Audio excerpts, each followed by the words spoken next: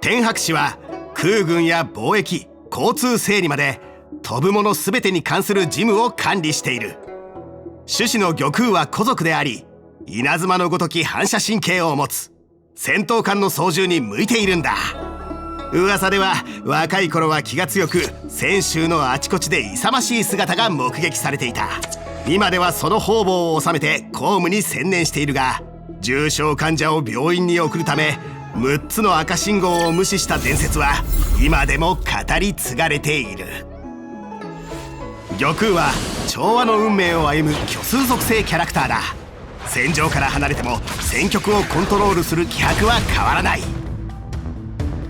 通常攻撃、竜敵は指定した敵単体に虚数属性ダメージを与える。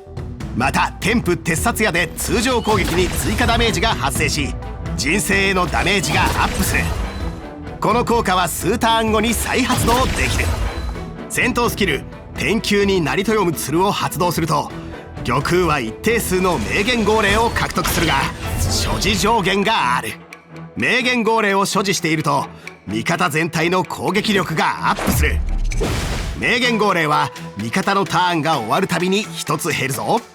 ただし玉空の戦闘スキルが発動したターンでは減らないんだ。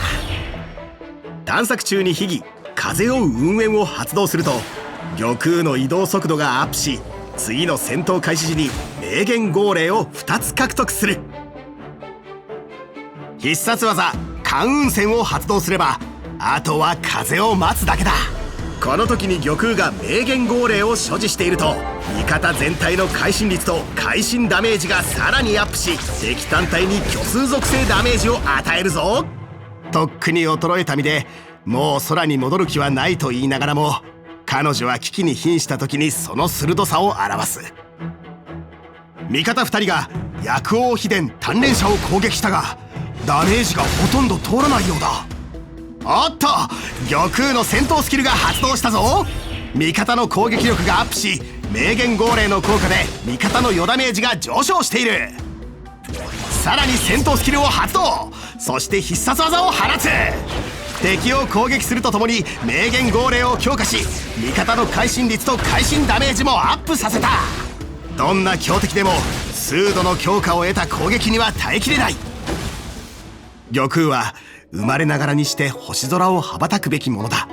しかしある凄惨な大戦の後、飛行士の翼は折れ、空に触れることはなくなった。